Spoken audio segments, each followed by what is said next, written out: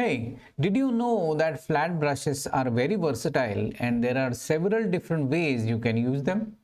In this video, we are going to learn 8 different ways you can use a flat brush, and I'll also give you examples of when to use those particular strokes. And if you watch this video till the end, I'll give you one bonus tip to use this brush in a surprising way. But before we get into the brush strokes themselves, let's look at the way you handle the brush, because that will determine the type of stroke you will get.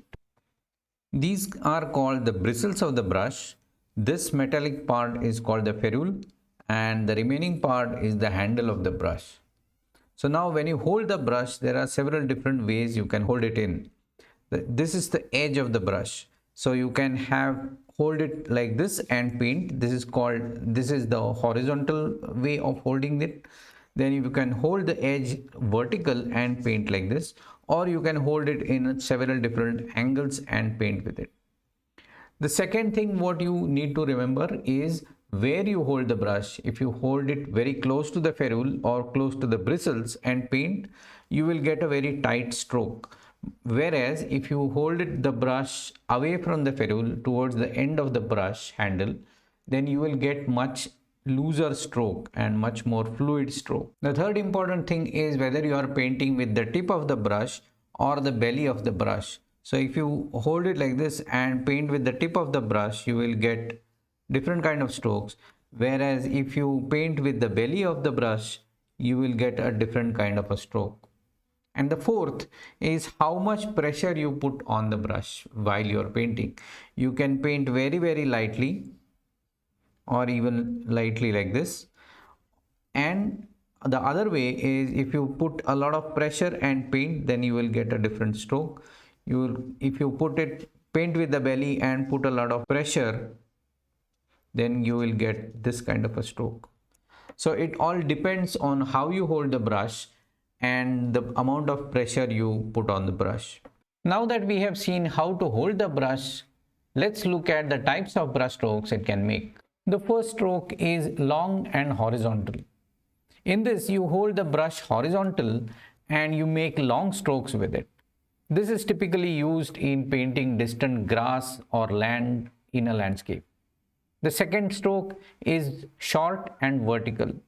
In this, the strokes are short and they are made vertically. And typically this is used to paint grass in the midground. The grass is not very tall, and so the strokes have to be short in length or height, if you prefer to call it that. The third one is long and vertical. This is typically used to paint grass which is in the foreground, and you would see it large or tall because it is closer to the viewer. So in this case, the strokes are long and vertical. The fourth stroke is a corner flick. In this, you use the corner of the brush and make some short flick kind of strokes. This is typically used in painting foliage or even thin lines. The fifth stroke is wherein we use the edge of the brush and we use vertical strokes with it. This is typically used to paint thin vertical tall trees or even some electric poles. The sixth brush stroke which you can get with this flat brush is side vertical, and this is used to paint a typical medium thickness tree. The seventh brush stroke is vertical flip up. For example, if you have a grassland and then a bush at the end of it, then you would see some grass in front of the bush, and the edge between the grass and the bush will not be a sharp edge.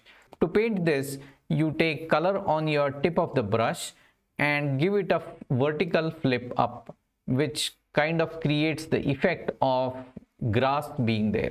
And the eighth brush stroke is when you roll the brush like this. And this can be typically used to paint foliage on the tree. Now, if you go ahead and combine these brush strokes, you will get many more variations of such brush strokes. The other advantage of using a flat brush is that you can cover a lot of area very fast, and there is no time wasted in changing brushes to paint different shapes. And that's it. If you like what you have just learned, please give this video a thumbs up and subscribe to my channel if you haven't already done so. Also, don't forget to press the bell icon so that you get notified whenever I upload a new video or announce a live stream. Since you have watched this video till now, it's time to tell you the unusual way to use this brush. This is your bonus. Here it is.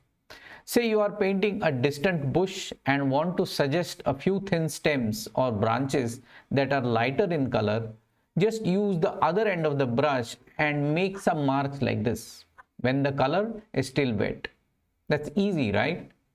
One caution though, don't overdo this, otherwise it looks very unnatural.